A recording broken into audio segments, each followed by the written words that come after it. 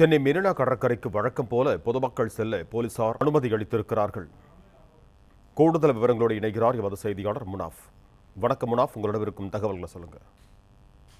NEET தேர்வு வினைத்தாள் கசிவுக்கு எதிராகவும் மத்திய கல்வித்துறை அமைச்சர் தர்மேந்திர பிரதான் பதவி விலக கோரியும் டெல்லியில் கர்பாம்பூச்சி ஜனதா கட்சி மற்றும் ஏராளமான இளைஞர்கள் தொடர் போராட்டத்தில் ஈடுபட்டு வருகின்றனர்.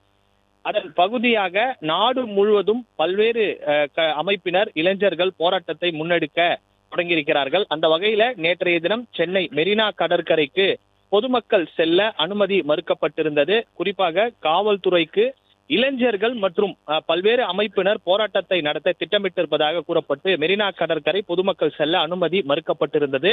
இந்த நிலையில இன்றைய தினம் வழக்கம் போல மெரினா கடற்கரை பொதுமக்கள் அனுமதிக்கப்பட்டு காலையில் நடைபயிற்சி மேற்கொள்பவர்கள் அவர்கள் அன்றாட அந்த நடைபயிற்சியை மேற்கொண்டு வருகின்றனர். குறிப்பாக சென்னை மெரினா கடற்கரைக்கு பொதுமக்கள் செல்ல அனுமதி மறுக்கப்பட்டிருக்கக்கூடிய நிலையில நேற்றைய தினம் உழைப்பாளர் சிலை முதல் கரங்கரை விரகம் வரை அனைத்து நுழைவாயில்களும் மூடப்பட்டு போலீசார் பாதுகாப்பு பணி நேற்றைய தினம் போடப்பட்டிருந்தது. நன்றி முனாஃப், உங்க தகவல்களுக்கு. பிளே ஸ்டோர் மற்றும் ஆப் ஸ்டோரில் இருந்து பாலிமர் செயலியை QR கோடு மூலம் பதிவிறக்கம் செய்யுங்கள். செய்திகளை உடனுக்குடன் பெறுங்கள்.